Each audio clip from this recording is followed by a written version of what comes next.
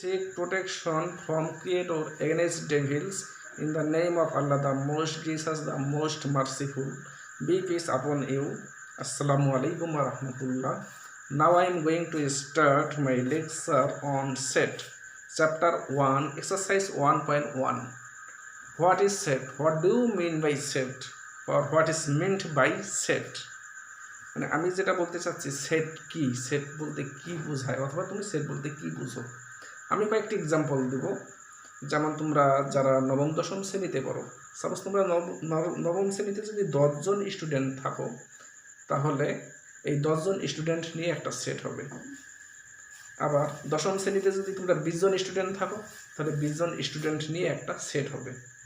But সব মিলে যদি নবম শ্রেণীতে যদি 50 জন স্টুডেন্ট থাকে, মনে করো 50 জন স্টুডেন্টের মধ্যে 20 জন নিয়েছে সায়েন্স, 15 জন নিয়েছে হিউম্যানিটিস, আর বাকি 15 জন নিয়েছে কমার্স, তাহলে সায়েন্সের 20 জন নিয়ে একটা সেট হবে, আর 15 জন কমার্সের স্টুডেন্টদের নিয়ে একটা সেট হবে, এবং 15 জন হিউম্যানিটিস ছাত্রছাত্রীদের নিয়ে একটা সেট হবে। আবার মনে করো তুমি নবম শ্রেণীতে যখন উঠেছো, তখন যারা সায়েন্সে পড়েছো তারা সায়েন্সের এক সেট বই পেয়েছো। আসলে আমরা এক সেট বই কেন বলি? তুমি নবম শ্রেণীতে পড়ার জন্য যে বইগুলো পেয়েছো, এবং এই বইগুলো কিন্তু একটা পর্যায়ক্রমে সাজানো অবস্থায় আছে, সুবিন্যস্ত অবস্থায় আছে এবং সুনির্ধারিতভাবে আছে। এই বইগুলো কিন্তু তোমাকে এলোমেলোভাবে দেওয়া হয়নি। নবম শ্রেণীতে পড়ার জন্য তোমার যে যে বইগুলো প্রয়োজন, সেই বইগুলো মিলে একটা সেট। বা যারা হিউম্যানিটিসে পড়ো তাদের একটা সেট। আবার আমরা আসি, যেমন যারা কৃষি ক্ষেতে কাজ করে, মানে একটা ক্ষেতে 10 জন কাজ করতেছে, তাহলে এই 10 জনকে নিয়ে একটা সেট। মনে করো বাজারে প্রায় 300 জন মানুষ প্রতিদিন বাজার করে, তাহলে এই 300 জনকে নিয়ে একটা সেট হবে। এখন আসি, আমরা এই সেটের সংজ্ঞাটা ইংরেজিতে কীভাবে দিতে পারি? Any well defined collection of objects in a real world or conceptual realm is called set.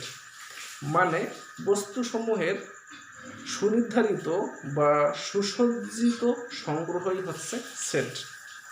এখানে একটি বস্তু নিয়েও সেট হতে পারে, আবার একাধিক বস্তু নিয়েও সেট হতে পারে, আবার কোনো বস্তু না নিয়েও সেট হতে পারে। তাহলে আমরা সেটের সংজ্ঞা যেটা দিতে পারি সেটা হচ্ছে any well order collection of objects in a real world or conceptual realm মানে হচ্ছে সাম্রাজ্য বা রাজ্য, is called set. Suppose for example A is equal to 1 3 5 7 9। তাহলে এখানে দেখো 1 3 5 7 9 এই ডিজিটগুলো হচ্ছে অড নাম্বার বা অড ডিজিট। অড ডিজিট কাকে বলে বা অড নাম্বার কাকে বলে? অড মানে হচ্ছে বিজোড়, আর নাম্বার মানে সংখ্যা, বিজোড় সংখ্যা। তাহলে এ হচ্ছে বিজোড় সংখ্যার সেট। তাহলে আমরা এটাকে কি বলতে পারি? Denote the set of odd number. এখন দেখো আমরা যে এখানে এ সেটকে যে অড নাম্বার নিয়ে যে আমরা এ সেট গঠন করেছি, বাট এই সেটে দেখো কয়টা উপাদান আছে? 1 2 3 4 5টা। এখানে বলতে গেলে 5টা অবজেক্ট আছে। এই প্রত্যেকটা অবজেক্টকে বলা হয় element.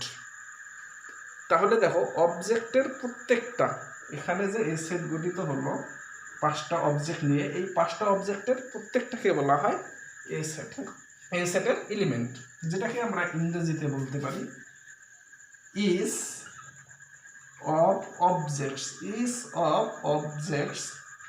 formed a set is called an element of set. তাহলে অবজেক্টের প্রত্যেকটাকেই আমরা বলতে পারি একটা সেটের উপাদান। মনে করো x, suppose x is an element of A। এখন x যদি A সেটের উপাদান হয় তাহলে আমরা এটাকে যেভাবে প্রকাশ করতে পারি, which is denoted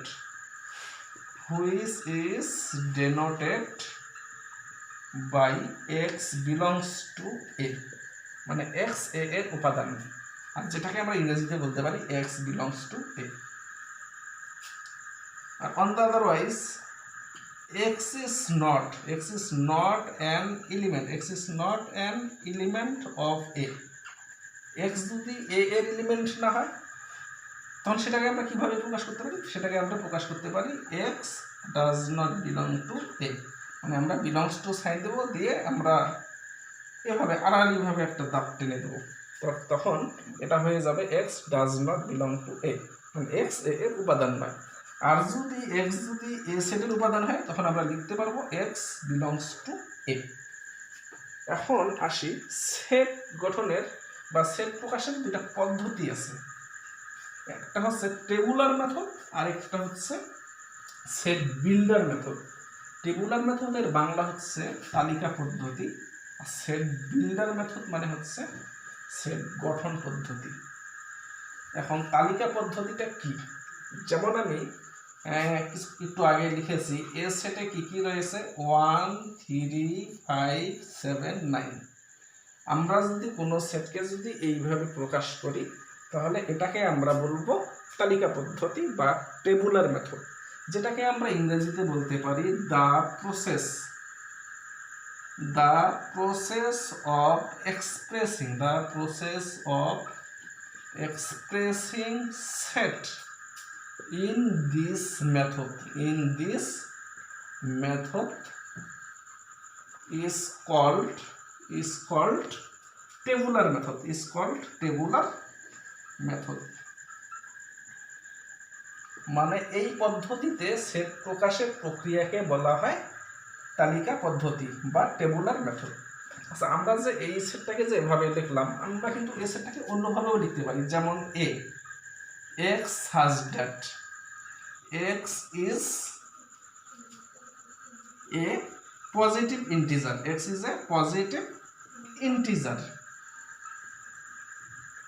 and x is less than or equal to 9। মানে আমি এখানে যেটা বলতে চাচ্ছি যে x হচ্ছে a সেটের উপাদান, যেখানে x is a positive integer, মানে x ধনাত্মক পূর্ণ সংখ্যা এবং x is less than or equal to 9, এবং এই x 9 এর চেয়ে ছোট বা 9 এর সমান। আচ্ছা, এখানে x যদি ধনাত্মক পূর্ণ সংখ্যা হয় তাহলে বুঝতে হবে এখানে a সেটের উপাদানগুলো 1 থেকে শুরু হবে, কারণ ধনাত্মক পূর্ণ সংখ্যা 1 এর নিচে নেই। যে কোনো ধনাত্মক পূর্ণ সংখ্যা 1 দিয়ে শুরু হয়, 0 -1 -2 এগুলোকে আমরা ধনাত্মক পূর্ণ সংখ্যা বলতে পারি না। যেহেতু 1 দিয়ে শুরু হয় এর জন্য আমরা এখানে 1 এর ক্ষেত্রে কোনো কন্ডিশন উল্লেখ করি নাই। আমরা যদি কন্ডিশন উল্লেখ করি যে x is less than 9 or equal to 9, মানে x 9 এর চেয়ে ছোট বা 9 সমান, তাহলে বুঝতে হবে 1 থেকে শুরু করে 9 পর্যন্ত। আরেকটা জিনিস দেখো, এগুলো কিন্তু অড নাম্বার, এগুলো কি অড নাম্বার। তাহলে এখানে আমরা লিখতে পারি x is a positive integer and odd number। Positive odd ইন্টিজারও লিখতে পারি আমরা, পজিটিভ অড ইন্টিজার যদি আমরা লিখি তাও কোনো সমস্যা হবে না। odd integer and x is less than or equal to 9, কারণ odd নাম্বার বলতে বোঝায় কি বিজোড় সংখ্যা, আবার এখানে odd integer মানে হচ্ছে বিজোড় পূর্ণ সংখ্যা। তাহলে বিজোড় সংখ্যাগুলো কি কি? যেমন 1 3 5 7 9 11, 9 হবে না, 1 3 5 7 11 13 17 19 23 29 এগুলো হচ্ছে এগুলো হচ্ছে তোমাদের প্রাইম নাম্বার। আর যদি আমি অড নাম্বারের ক্ষেত্রে বলি 1 3 5 7 9 11 এগুলো হচ্ছে অড নাম্বার। আর যদি ইভেন নাম্বার বলি 2 4 6 8 10 12 14 16 18 20 এগুলো হচ্ছে ইভেন নাম্বার।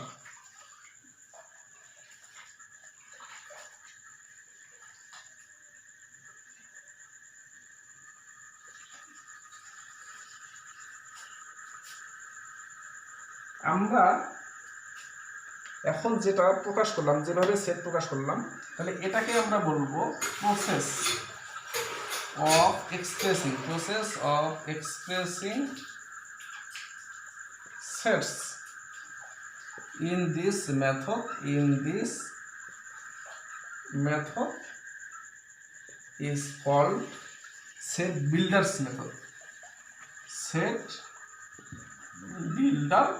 method. এখন আসি কয়েকটা স্পেশাল নাম্বার, সাম স্পেশাল নাম্বার, যেমন n কে আমরা বলি the set of all natural number.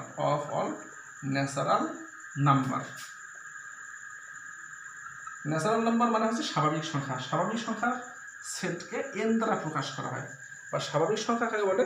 সকল ধনাত্মক পূর্ণ সংখ্যাকে স্বাভাবিক সংখ্যা বলে। যেমন অল পজিটিভ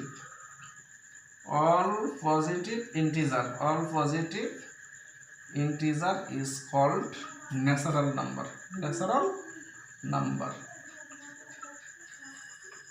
এই ন্যাচারাল নাম্বার গুলো 1 থেকে শুরু হয়। তারপর আছে ইন্টিজার, এটাকে বলা হয় integer. The set of all integer. এখন দেখো ইন্টিজার কাকে বলে। যেমন ক্লাস 9-10 এর জেনারেল ম্যাথে উল্লেখ আছে যে শূন্য সহ সকল ধনাত্মক ও ঋণাত্মক অখণ্ড সংখ্যাকে ইন্টিজার বলে। তাহলে ইন্টিজারের সংখ্যাটা আমি ইংরেজিতে লিখছি all positive and negative whole number including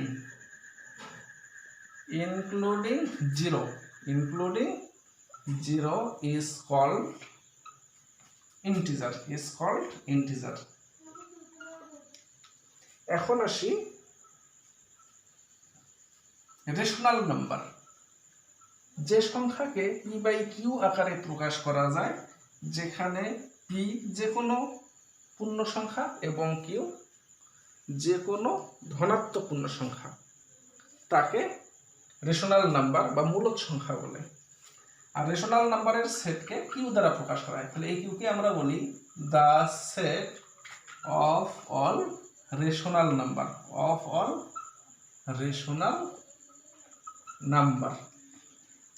তাহলে রেশনাল নাম্বারটা কাকে বলে? যেমন এটাকে যদি আমরা সেট গঠন পদ্ধতিতে প্রকাশ করি, তাহলে আমরা কি লিখবো x such that x is equal to p by q, where p is any integer and q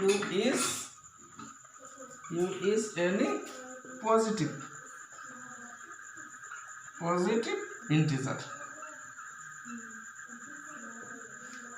তাহলে দেখো, যে সংখ্যাকে p বাই q আকারে প্রকাশ করা যায়, p যে কোনো পূর্ণ সংখ্যা আর q হচ্ছে যে কোনো ধনাত্মক পূর্ণ সংখ্যা, তাকে রেশনাল নাম্বার বা মূলদ সংখ্যা বলে।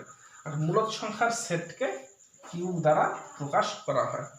তারপর রয়ে গেল আর হচ্ছে the set of all real number, মানে হচ্ছে সকল বাস্তব সংখ্যার সেটকে আর দ্বারা প্রকাশ করা হয়। ধনাত্মক পূর্ণ সংখ্যা, ঋণাত্মক পূর্ণ সংখ্যা, শূন্য, মূলদ সংখ্যা, অমূলদ সংখ্যা যা আছে, যত ধরনের সংখ্যা আছে, শুধু কাল্পনিক সংখ্যা ব্যতীত সকল সংখ্যার সেটকে বলা হয়, সকল সংখ্যার সেটকে এই আর দ্বারা প্রকাশ করা হয়। তাহলে এখন আমরা একটা বিষয়ে আলোচনা করব। এখানে আমরা 4 ধরনের সেট আলোচনা করলাম, যেমন set of natural number, set of integer, set of rational number, set of real number. এই 4টার মধ্যে একটা সম্পর্ক আছে। যেমন এখানে সেট অফ রেশনাল নাম্বার, এটা রিয়েল নাম্বারের সাবসেট, এটা রিয়েল নাম্বারের সাবসেট। আবার সেট অফ ইন্টিজার, যেটাকে আমরা জেড দ্বারা প্রকাশ করি, বা এই জেড রেশনাল নাম্বারের সাবসেট। আবার set of natural number, set of natural number হচ্ছে সেট অফ ইন্টিজারের সাবসেট, মানে এই এন হচ্ছে সেট অফ ন্যাচারাল নাম্বার, আর জেড হচ্ছে set of integer. Set of natural number হচ্ছে সেট অফ ইন্টিজারের সাবসেট। তার মানে কি আর হচ্ছে কিউ এর, তাহলে কিউ হচ্ছে আর এর সাবসেট, জেড হচ্ছে কিউ এর সাবসেট, এন হচ্ছে জেড এর সাবসেট। কারণ কি এন ইন্টিজারের মধ্যে আছে, আবার জেড রেশনাল নাম্বারের মধ্যে আছে, মানে মূলক সংখ্যার মধ্যে আছে, আবার কিউ রিয়েল নাম্বার মানে বাস্তব সংখ্যার মধ্যে আছে। তোমরা এই জিনিসটা তোমরা সুবিধার্থে মনে রাখতে পারো। এখন আমি আলোচনা করব ইউনিভার্সাল সেট। ইউনিভার্সাল সেটের জন্য আমি এখানে 3টা উদাহরণ সেট করব। সাপোজ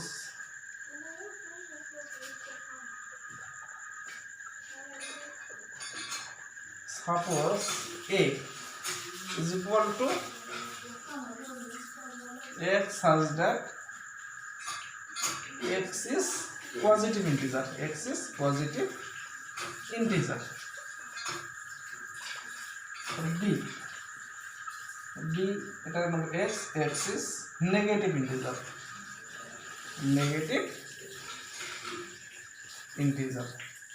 C এটার নাম দিলাম 0, মানে ফাঁকা সেট। তাহলে দেখো এখানে 3টা সেট আছে, এই 3টা সেটের সকল উপাদান যদি একটা সেট গঠন করে এবং ওই সেটটাকে আমরা বলবো ইউনিভার্সাল সেট। কারণ এখানে all elements of three sets A, B and C formed a set, মানে একটা সেট গঠন করলো যেটার নাম দিলাম আমরা ইউ। এটাকে আমরা বলতে পারি x such that x is an integer, এখন দেখো এই সেটের মধ্যে সি সেট আছে, বি সেট আছে, আবার এ সেট আছে। মনে করি এখানে একটা উপাদান আছে 0, মনে করি এখানে একটা উপাদান আছে 0 হচ্ছে একটা সংখ্যা। তাহলে দেখো এখানে বলা আছে x is an integer, মানে এখানে x হচ্ছে ইন্টিজার। আবার ইন্টিজার কাকে বলি? যেখানে 0 আছে, ধনাত্মক অখণ্ড সংখ্যা আছে, ঋণাত্মক অখণ্ড সংখ্যা আছে। যেমন এখানে এ সেট, এখানে এ সেটটা গঠিত হচ্ছে সকল ধনাত্মক অখণ্ড সংখ্যা নিয়ে যে সেট গঠিত হয় সেটা হচ্ছে এ। আমরা এটাকে কি লিখতে পারি? যেমন এ সমান x is পজিটিভ ইন্টিজার, মানে আমরা লিখতে পারি 1 2 3 4 5 positive integer.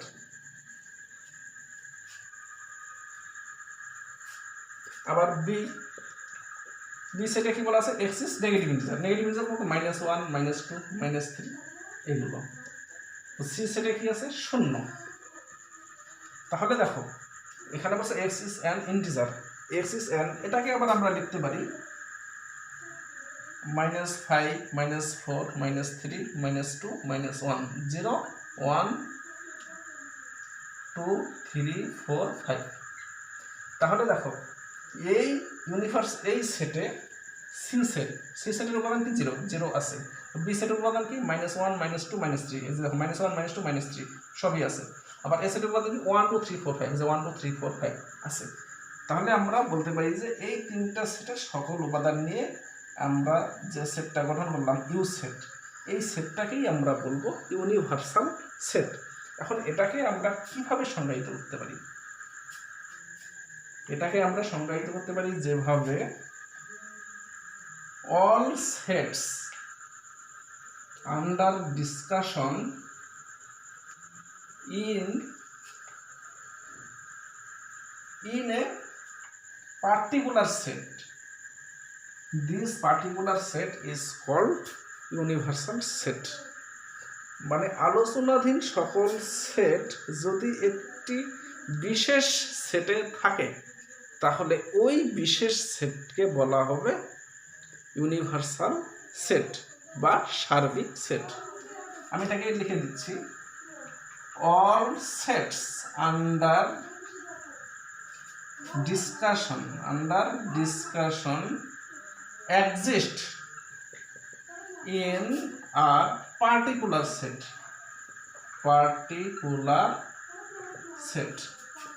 This particular set is called universal set. মানে একটি বিশেষ সেটে আলোচনাধীন সকল সেট যদি একটি বিশেষ সেটে থাকে তাহলে এই বিশেষ সেটটাকেই বলা হবে সার্বিক সেট। তাহলে আশা করি তোমরা সার্বিক সেট বুঝতে পারছো। মানে সার্বিক সেটে আমরা যতগুলো সেট আলোচনা করব সকল সেট এই সার্বিক সেটে অবস্থান করবে। এখন আমি যেটা আলোচনা করতেছি সেটা হচ্ছে সাবসেট। সাবসেট কি?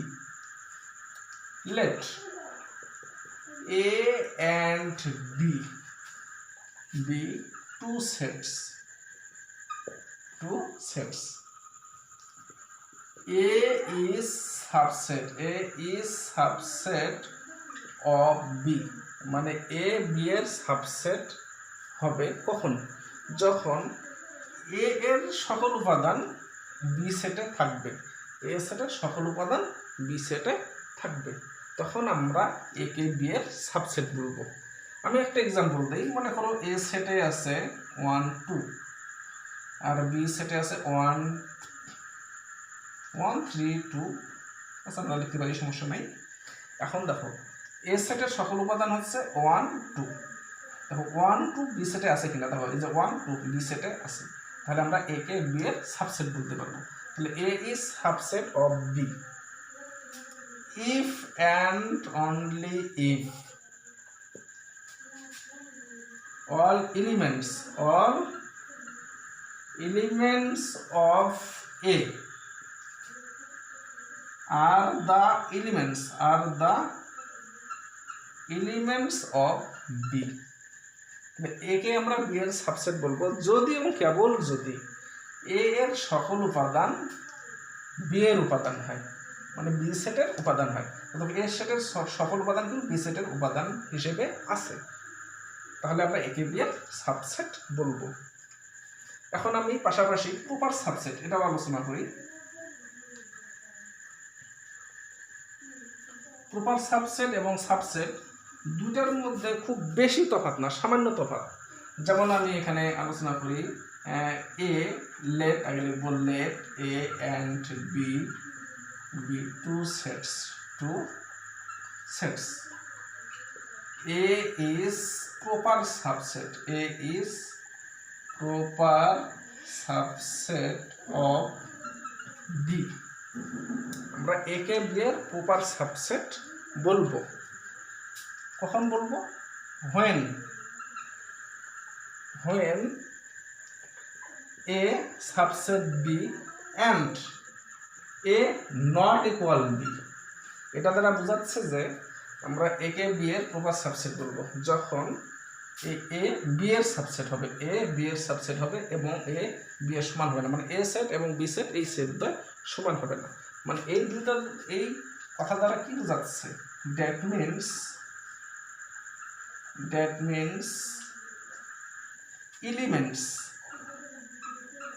elements of A are elements of B. মানে A এর উপাদানগুলো যদি B এর উপাদান হয়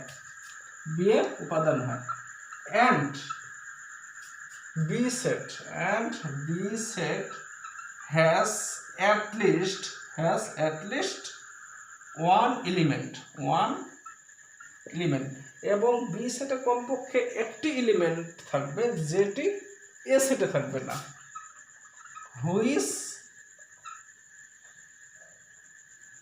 which is not element of A. তাহলে দেখো এর আগে আমি যেটা আলোচনা করলাম সেটা হচ্ছে সাবসেট। এখন সাবসেটে কিন্তু তোমাদের এই কন্ডিশনটার কথা উল্লেখ নেই, মানে এর আগের সেটা আমি যেটা আলোচনা করলাম, এ ও বি যদি দুইটা সেট হয় আমরা এ সেটকে বি এর সাবসেট বলতে পারবো। কখন? যখন এ এর প্রত্যেকটা উপাদান বি সেটে থাকবে। কিন্তু যখন আমরা প্রপার সাবসেট নিয়ে আলোচনা করব তখন এ সেটের প্রত্যেকটা উপাদান বি সেটে থাকবে, কিন্তু এ এবং বি এই দুইটা সেট সমান হবে না। আরও একটা বিশেষ এখানে একটা বিষয় আছে, সেটা হচ্ছে এ সেটের সকল উপাদান বি সেটে থাকবে এবং বি সেটে কমপক্ষে এমন একটা উপাদান থাকবে যে উপাদানটা এ সেটে থাকবে না। এই বিষয়টা সাবসেটে উল্লেখ নাই, কিন্তু প্রপার সাবসেটে এই বিষয়টা উল্লেখ আছে। সাবসেট এবং প্রপার সাবসেটের মধ্যে এটাই হচ্ছে পার্থক্য। যেমন আমি একটা এক্সাম্পল দিই, যেমন এ সেটে আছে 1 2 আর বি সেটে আছে 1 2 3। এখন দেখো এ সেটের সকল উপাদান, এখানে এ সেটের উপাদান আছে দুইটা, এ সেটের সকল উপাদান বি সেটে আছে। এখন দেখো বি সেটে কমপক্ষে একটা উপাদান 3 আছে যেটা এ সেটে নাই। এজন্য আমরা বলতে পারি এ প্রপার সাবসেট বি। তাহলে এ হচ্ছে বি এর প্রপার সাবসেট। প্রপার সাবসেটকে সবসময় আমরা এই চিহ্ন দিয়ে প্রকাশ করি, তবে নিচে এই চিহ্নটি দেওয়া যাবে না। এই চিহ্নটি দিলে তখন শুধু সাবসেট হয়ে যাবে, তাহলে আশা করি তোমরা সাবসেট এবং প্রপার সাবসেট বুঝতে পারছো। এখন আমি আলোচনা করব এমটি সেট। এমটি সেট কাকে বলে? যে সেটে কোনো উপাদান থাকে না সে সেটকে এমটি সেট বলে। Such a set having no element is called empty set.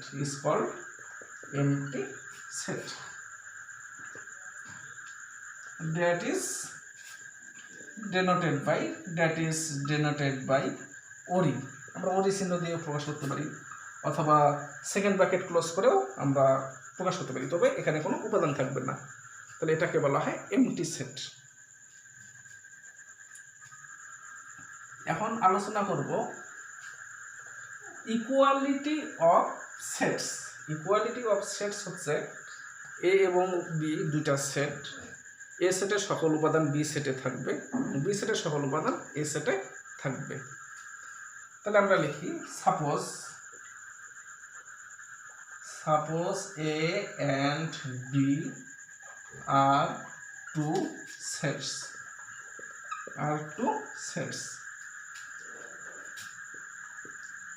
A and B are equal. A and B এখানে এই দুটোই যেহেতু sets A and B are equal.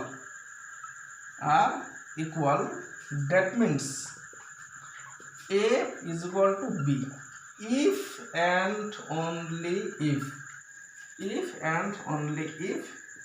A subset B and B subset A। এখন আমি মূল আলোচনা আসি। তাহলে এ এবং বি এই দুইটা সেটকে আমরা সেটের সমতা বলতে পারবো যদি এ সেটের সকল উপাদান বি সেটে থাকে, বি সেটের সকল উপাদান এ সেটে থাকে, অথবা এ যদি বি এর সাবসেট হয়, অথবা বি যদি এ এর সাবসেট হয়। তখন আমরা এ ও বি এই দুইটা সেটকে আমরা সেটের সমতা বলবো, অথবা এই দুটি সেটকে সমান বলবো। কখন? যখন এ হবে বি এর সাবসেট, বি হবে এ এর সাবসেট। যেমন আমি একটা এক্সাম্পল দিই, মনে করো এ সেটে আছে 1 2 3 আর বি সেটে আছে 1 2 2 3 3 3। তাহলে দেখো এ সেটের সকল উপাদান বি সেটে আছে, আবার বি সেটের সকল উপাদান এ সেটে আছে। মোট কথা এ সেটে যে কয়টি উপাদান থাকবে বি সেটেও ঠিক সে কয়টি উপাদান থাকবে, আবার এ সেটে যে উপাদান থাকবে আবার ওই উপাদানগুলো আবার বি সেটে থাকবে। এখানে কোনো কম বেশি হবে না। তোমরা এখানে দেখতে পাচ্ছ যে এখানে 3টি উপাদান আছে, এখানে 1 2 3 6টি উপাদান আছে। এখন তোমাদের একটা কনফিউশন জাগতে পারে যে এ সেটে যে কয়টি উপাদান থাকবে বি সেটেও ঠিক সে কয়টি উপাদান থাকবে, কিন্তু এখানে একটা বিষয় মনে রাখতে হবে, এ সেটে যদি 3 ধরনের উপাদান থাকে বা যদি 4 ধরনের উপাদান থাকে তাহলে বি সেটেও 3 ধরনের বা 4 ধরনের উপাদান থাকবে। যেমন দেখো এ সেটে 3 ধরনের উপাদান আছে, দেখো বি সেটেও কিন্তু 3 ধরনের উপাদান আছে। কিভাবে 3 ধরনের? যেমন 1 একটা টাইপ, এখানে দুইটা টু, এখানে টু দুইটা থাকলেও কিন্তু টু একটাটাই, এখানে তিনটা থাকলেও একটাটাই। তার মানে কি এখানে দেখো 3 ধরনের উপাদান আছে, 1 2 3। এখন 2 আছে 2 বার, 3 আছে 3 বার, 3 বার কেন 4 বার 5 বার 6 বার যতবারই থাকুক, কিন্তু 2 কিন্তু এক ধরনের। অনুরূপভাবে 3 যতবারই থাকুক না কেন 3 কিন্তু এক ধরনের। এজন্য আমরা বলি এ সেটে যদি এ সেটে যদি 3 ধরনের উপাদান থাকে তাহলে বি সেটেও 3 ধরনের উপাদান থাকবে। এ সেটে যে 3 ধরনের উপাদান থাকবে বি সেটেও ওই 3 ধরনের উপাদান থাকবে। তাহলে এই হচ্ছে সেটের সমতা। এখন আমি আলোচনা করব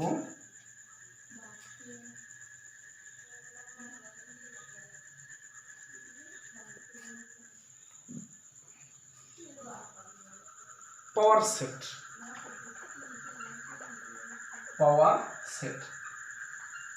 পাওয়ার সেট কাকে বলে? দা সেট, আগে আমি ডেফিনিশনটা লিখি। The set of all subsets of A is called power set of A। তার মানে হচ্ছে এ সেটের সকল সাবসেট নিয়ে গঠিত সেটকে এ সেটের পাওয়ার সেট বলে। যেমন আমি এখানে একটা এক্সাম্পল দিই। মনে করো এ সেটে উপাদান আছে এ সেটে একটা উপাদান আছে, তাহলে এর পাওয়ার সেট কি হবে? এ সেটে যদিও একটা উপাদান আছে তবে এর সাবসেট বা এর উপসেটগুলো হচ্ছে একটা হচ্ছে এ আর একটা হচ্ছে ওডি। তাহলে এখানে এ সেটের উপসেট আছে দুইটা, তাহলে এখানে এ সেটের উপসেট আছে দুইটা, একটা হচ্ছে উপসেট এ আর একটা উপসেট হচ্ছে ফাঁকা সেট।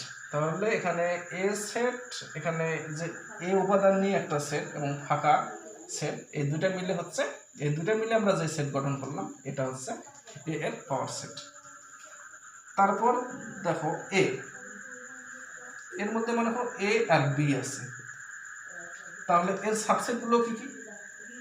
তাহলে আগে আমি লিখি সাবসেটস অফ এ। তাহলে এ সেটে আছে এ বি, তাহলে এ সেটের উপসেটগুলো হচ্ছে সাবসেটস অফ এ আর এ সেটের সাবসেটগুলো কি? যেমন এ এটা একটা সাবসেট, বি এটা একটা সাবসেট, আবার এ বি এটাও একটা সাবসেট, ওরি এটাও একটা সাবসেট। তাহলে দেখো এখানে সাবসেট আছে কয়টা? 4টা। তাহলে এই 4টা সাবসেট নিয়ে এ বি ওরি, এই 4টা সাবসেট নিয়ে গঠিত সেট হলো, এই যে সবগুলো সাবসেট নিয়ে আমরা যে সেটটা গঠিত করলাম এটাই হচ্ছে পি অফ এ। এখন আমি আরো একটা এক্সাম্পল লিখি। মনে করি এখানে এ বি লিখলাম, আমি আরেকটা এখানে উপাদান বাড়াচ্ছি। মনে করি এখানে আমি নিলাম সি, তাহলে এ সেটে উপাদান আছে 3টা, তাহলে এর সাবসেট কয়টা থাকবে? Subset of A. সাবসেট নির্ণয় করার একটা সূত্র আছে, একটা সেটে যতগুলি উপাদান থাকবে ওই উপাদানগুলো 2 এর উপরে লিখতে হবে। মনে করো এখানে এ সেটে 3টা উপাদান আছে, তাহলে এর সাবসেট কয়টা হবে?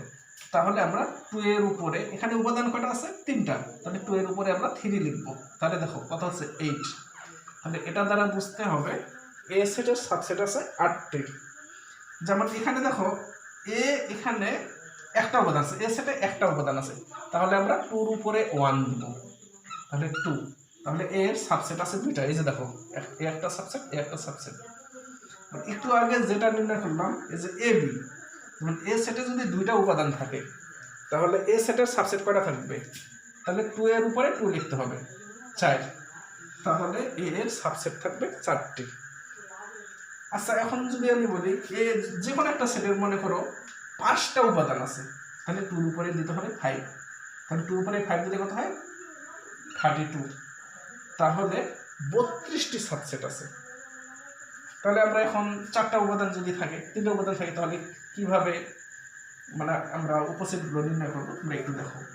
তাহলে সাবসেট অফ এ, তাহলে এ সেটে 3টা উপাদান আছে, তাহলে এ সেটের উপসেট হবে 2 এর উপরে আমরা 3 দিব, তাহলে এ সেটের সাবসেট হবে 8টি।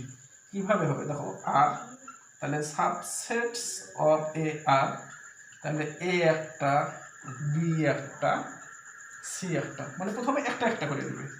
তাহলে একটা করে যখন নেওয়া শেষ হয়ে যাবে এখন দুইটা করে দিবে, এ বি এটা মিলে একটা সাবসেট, তারপর বি সি এটা মিলে একটা সাবসেট। তাহলে দেখো এ বি নিলাম, বি সি নিলাম, এখন বাকি রয়েছে এ সি, তাহলে এ সি মিলে একটা সাবসেট। তাহলে আমরা দুইটা করে উপাদান দিলাম। তো প্রথমে একটা করে নিলাম, একটা করে নিয়ে আমরা তিনটা সাবসেট পেলাম, দুইটা করে নিয়েও আমরা তিনটা সাবসেট পেলাম। এখন আমরা তিনটা করে নেব, এ বি সি। আমরা তিনটা করে শুধু একভাবেই নিতে পারি, আমরা দ্বিতীয়ভাবে নিতে পারি না। তাহলে এটা হলো 7টা। আবার প্রত্যেকটাতে আবার একটা করে এমটি সেট থাকে, যেটাকে আমরা ওরি বলি। তাহলে এর সাবসেট আছে কটা? 8টা। তাহলে পি অফ এ, তাহলে পি অফ এ কি হবে? পি অফ এ এই 8টা উপাদান, এই 8টা উপসেট লিখে আমরা যদি এই 8টা লিখি, 8টা লিখে যদি আমরা এরকম চিহ্ন দিই, তখন এটা হয়ে যাবে পি অফ এ, মানে এই সেটের পাওয়ার সেট। তাহলে আশা করি তোমরা পাওয়ার সেট বুঝতে পারছো। এখন আমি আলোচনা করব ভেন চিত্র। গণিতবিদ জন when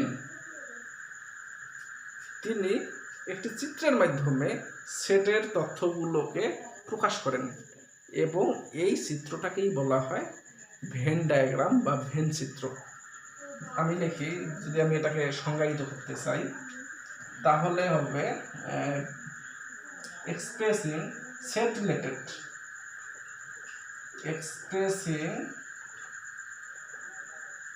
expressing set related information in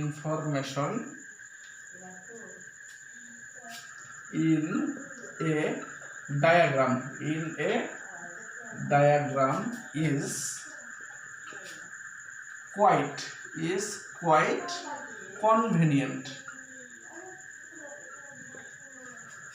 is called না দিলে হবে, এতটুকু আমি দিতে পারি।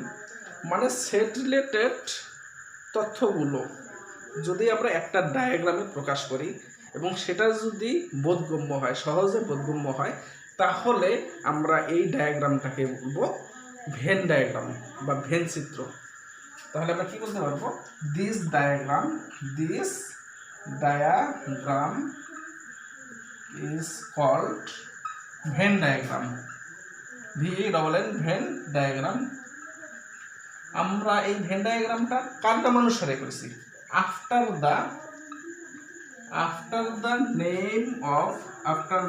নেম অফ জন ভেন, যিনি 1834 সালে জন্মগ্রহণ করেন এবং মৃত্যুবরণ করেন 1923 সালে। তাহলে গণিতবিদ জন ভেনের নামানুসারে এই ডায়াগ্রামটাকে ভেন ডায়াগ্রাম বলা হয়। ভেন ডায়াগ্রাম কাকে বলা হয়? যে ডায়াগ্রামে সেট রিলেটেড তথ্যগুলো থাকে এবং এই সেট রিলেটেড তথ্যগুলো আমরা যখন প্রকাশ করি তখন এটা সহজে বোধগম্য হয়, তখন আমরা এই ডায়াগ্রামটাকে বলি ভেন ডায়াগ্রাম। এখন দেখো আমরা ভেন ডায়াগ্রামে কতগুলো বিষয় নিয়ে আলোচনা করব, যেমন কমপ্লিমেন্টারি সেটটা আলোচনা করা হয়নি, আমি এখন একটু আলোচনা করি কমপ্লিমেন্টারি সেট। কমপ্লিমেন্টারি সেট আলোচনার জন্য আমাদের এখানে দুটো সেট নিয়ে আলোচনা করতে হবে। যেমন suppose U is a universal set and A is any set, তখন আমরা বলতে পারবো A is, এর উপরে আমরা এই চিহ্নটা দিতে পারি, আবার এর উপরে আমরা এই চিহ্ন দিতে পারি। তাহলে A C or A prime is called complementary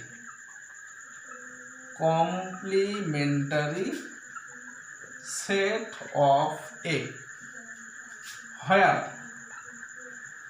যেখানে A সেটের উপাদানগুলো where elements of a সেটের উপাদানগুলো ডিসকার্ড করা হবে। কোন সেট থেকে ডিসকার্ড করা হবে? Universal set. ডিসকার্ড করা মানে বাদ দেওয়া বা বাতিল করা। আমরা যখন এ সেটের উপাদানগুলো আমরা ইউনিভার্সাল সেট থেকে বাদ দিয়ে দিব, তখন যে উপাদানগুলো থাকবে ওই উপাদানগুলো নিয়ে আমরা যে সেটটা গঠন করব ওই সেটটাকে বলা হবে কমপ্লিমেন্টারি সেট। যেমন তোমরা দেখো, এখানে ইউ হচ্ছে একটা ইউনিভার্সাল সেট বা সার্বিক সেট, and A is any set, এবং এ যে কোনো সেট, তখন A C or A prime is called complementary set of A. A C অথবা এ প্রাইমকে আমরা এ সেটের কমপ্লিমেন্টারি সেট বলবো কখন? যখন এলিমেন্টস অফ এ আর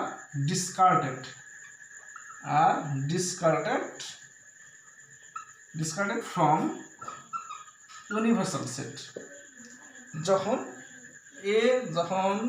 এ সেটের এলিমেন্টগুলো ইউনিভার্সাল সেট থেকে ডিসকার্ড করা হবে, তখন আমরা এর কমপ্লিমেন্টারি সেটকে এ সি বা এ প্রাইম দ্বারা প্রকাশ করব।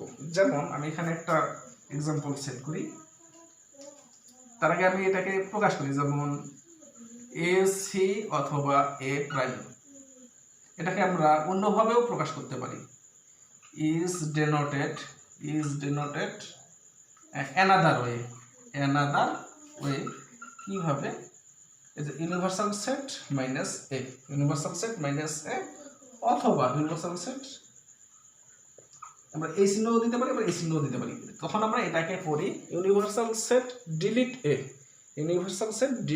এ। আমরা এটাকে কি বলতে পারি? দ্যাট মিন্স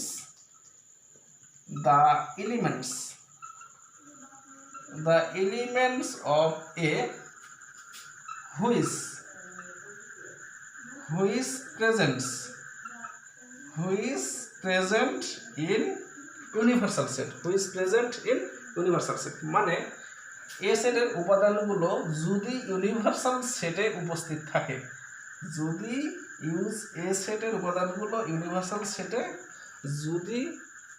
উপস্থিত থাকে, তাহলে এ সেটের উপাদানগুলো আমরা ইউনিভার্সাল সেট থেকে বাদ দিয়ে দিব, এবং ইউনিভার্সাল সেট থেকে বাদ দিয়ে দিলে যে উপাদানগুলো থাকবে ওই উপাদানগুলো নিয়ে গঠিত সেটটাকেই বলা হয় কমপ্লিমেন্টারি সেট অফ এ। তাহলে A C or A prime is denoted another way, তাহলে এটা ইউনিভার্সাল সেট ডিলিট এ। আমি এখানে একটা এক্সাম্পল বলে দিই, যেমন এ সেটে উপাদান আছে 1 2 3, আর ইউনিভার্সাল সেটে আছে 1 2 3 4 5। তোমরা একটু ভালো করে লক্ষ্য করো, এ সেটের উপাদানগুলো দেখো ইউনিভার্সাল সেটে উপস্থিত আছে, তাহলে আমরা কি বলতে পারি? দেখো দ্য এলিমেন্টস অফ এ, দেখো এ সেটের উপাদানগুলো 1 2 3 who is present in U. তাহলে দেখো ইউনিভার্সাল সেটে কিন্তু প্রেজেন্ট আছে 1 2 3, তাহলে 1 2 3 তে যেহেতু প্রেজেন্ট আছে, তখন আমরা কি করতে পারবো? এই 1 2 3 ডিসকার্ড করতে পারবো। এই 1 2 3 কি করতে পারবো? ডিসকার্ড করতে পারবো, মানে বাদ দিয়ে দিতে পারবো। যদি আমরা বাদ দিয়ে দিই তাহলে থাকে কি 4 5, তাহলে থাকে কি 4 5। তাহলে এই 4 5 হচ্ছে এ এর কমপ্লিমেন্টারি সেট। তাহলে আশা করি তোমরা কমপ্লিমেন্টারি সেটটা বুঝতে পারছো।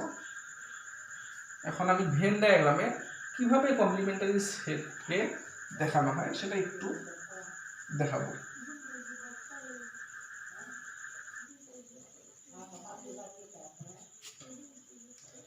মনে করো এটা একটা ভেন ডায়াগ্রাম, এখানে একটা সেট আছে, এই সেটের নাম এ।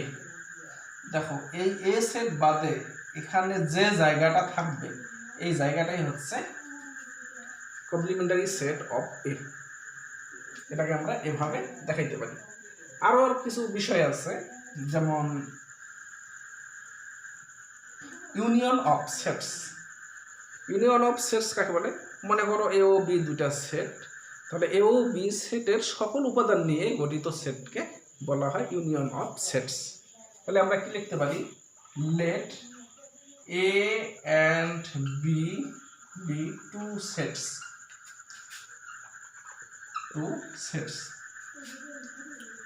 All elements দ্য সেট আমরা এভাবে লিখতে পারি, the set formed by all elements of both A and B, A এবং B উভয় সেটের সকল উপাদান নিয়ে গঠিত সেটকে বলা হয় is called A union B। তাহলে A ও B যদি যে কোনো দুইটা সেট হয় তাহলে এই A ও B সেটের সকল উপাদান নিয়ে গঠিত সেটকে বলা হয় A ইউনিয়ন B বা unions of set A and B। তাহলে দেখো A সেটে মনে করো আছে AB আর B সেটে আছে BC, তাহলে আমরা কি বলতে পারি A ইউনিয়ন B। তাহলে A সেটের সকল উপাদান আমরা নিব, আবার B সেটের সকল উপাদান আমরা নিব, নিয়ে গঠিত সেট হলো A B BC। তবে এখানে B দুইবার আছে, দুইবার না লিখে আমরা একবারও লিখতে পারি, তাতে কোনো সমস্যা নেই। তাহলে এভাবে আমরা দুইটা সেটের ইউনিয়ন নির্ণয় করি, বাংলায় যেটাকে বলা হয় সংযোগ সেট।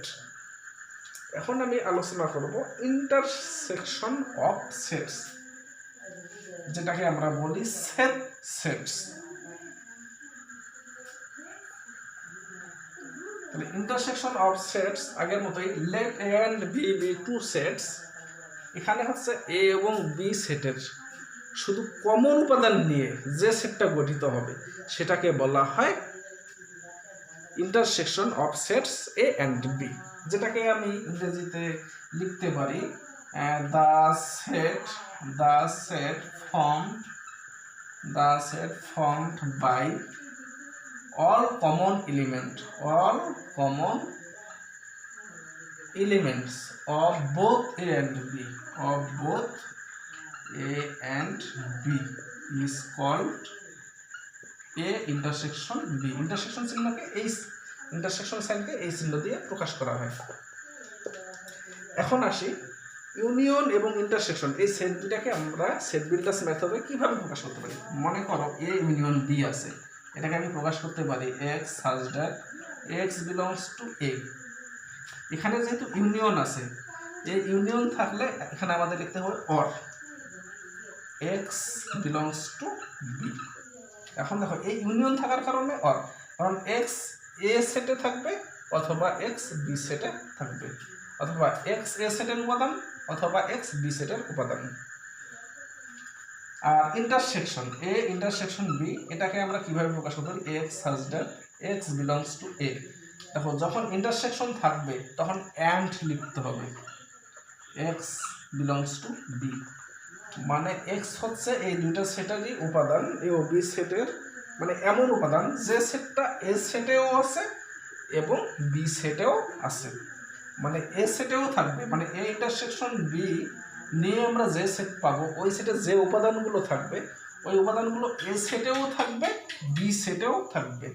কিন্তু যখন আমরা ইউনিয়ন নিব বা দুইটা সেটের সংযোগ ঘটাবো তখন A ও B দুইটা সেটেরই উপাদান নিতে হবে।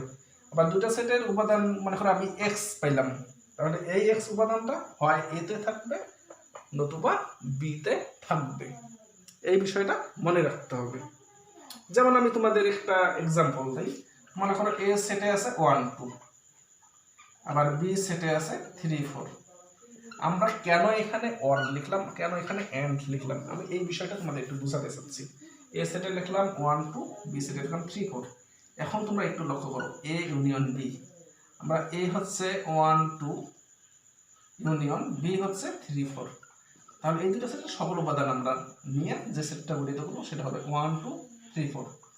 এখন দেখো A ইউনিয়ন B আমরা এর সমান কি পেলাম 1 2 3 4। এখন তোমাদেরকে আমি বলি, সাপোজ আমি 2 এর কথাটাই বললাম, তোমরা একটু ভালো করে লক্ষ্য করো এই 2 উপাদানটা কিন্তু A সেটে আছে।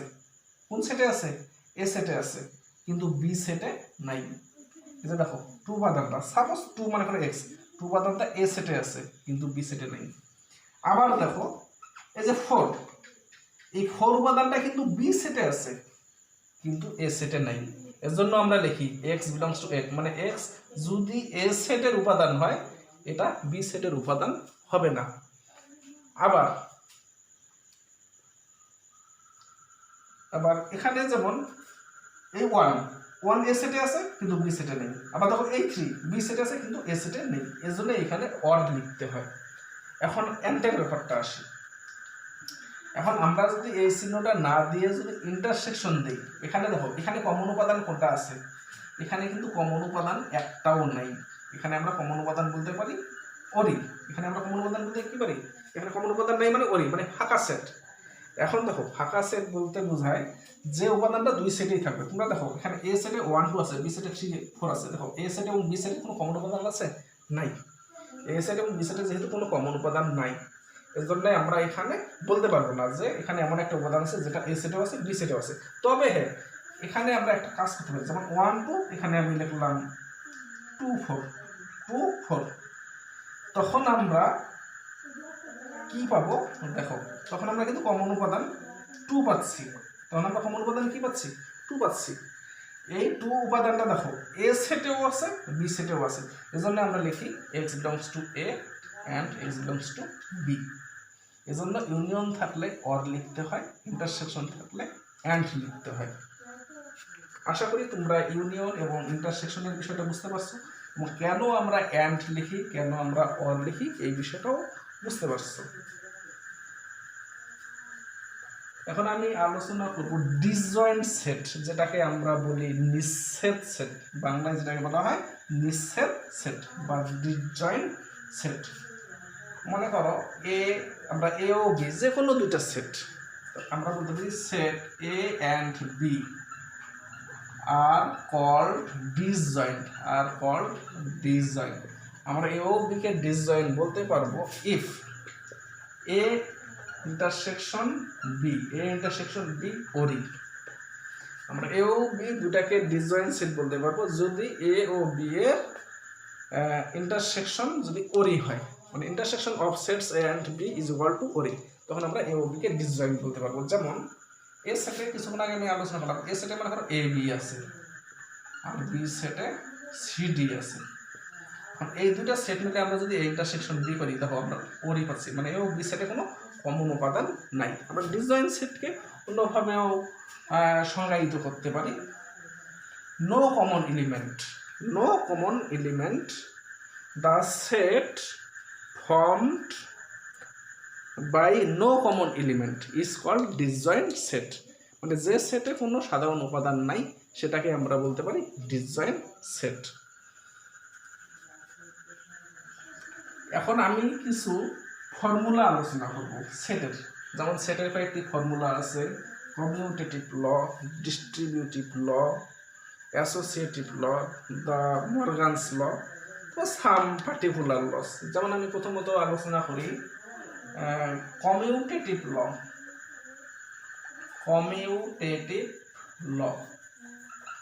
কমিউটেটিভ ল অনুযায়ী মনে করো এ ও বি যে কোনো দুইটা সেট, যদি সেট হয় তাহলে এ ইউনিয়ন বি এটাকে আমরা লিখতে পারি B union A, A intersection B এটাকে আমরা লিখতে পারি B intersection A.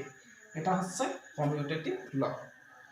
R commutative ল মানে হচ্ছে বিনিময় বিধি, আর অ্যাসোসিয়েটিভ ল মানে হচ্ছে সংযোগ বিধি।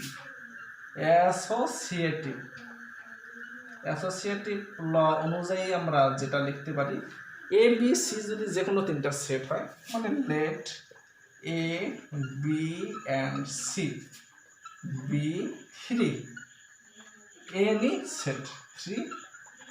সেটস, তখন আমরা লিখতে পারবো A union B union C সমান A union B union C.